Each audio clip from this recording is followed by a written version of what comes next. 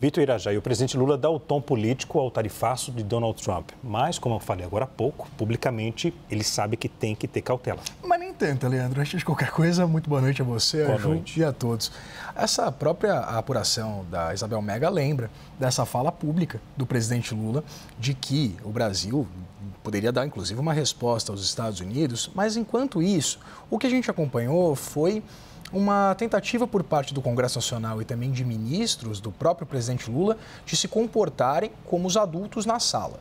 Antes, Leandro, do anúncio das tarifas de Donald Trump, havia muito temor por parte dos mercados e também do setor produtivo em torno de qual seria o volume, qual seria a alíquota destinada às importações brasileiras nos Estados Unidos.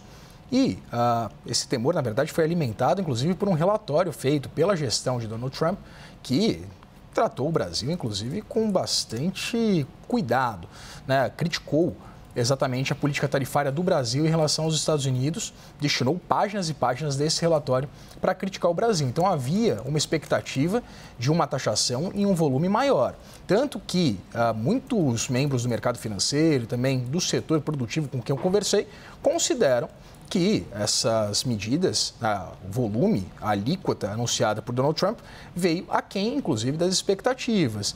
E a partir dessa percepção, o que a gente viu foi o Congresso Nacional, antes mesmo, né, do anúncio, o Congresso Nacional aprova uma prerrogativa para a Câmara de Comércio Exterior poder ter pelo menos um poderio de retalhar qualquer tipo de medida que seja considerada, enfim, né, nociva para a economia brasileira.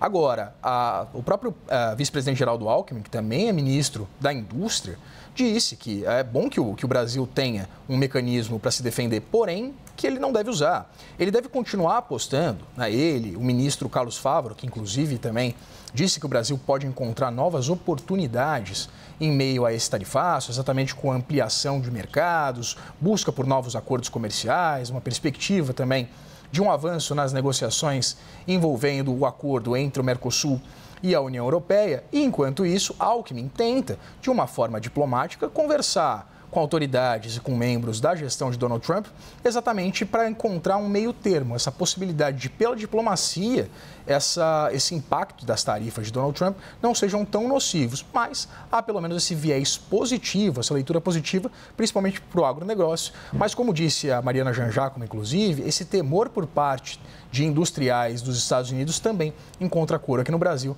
com uma perspectiva de uma enxurrada de produtos chineses chegando aqui exatamente nessa compensação daquilo que não é enviado para os Estados Unidos.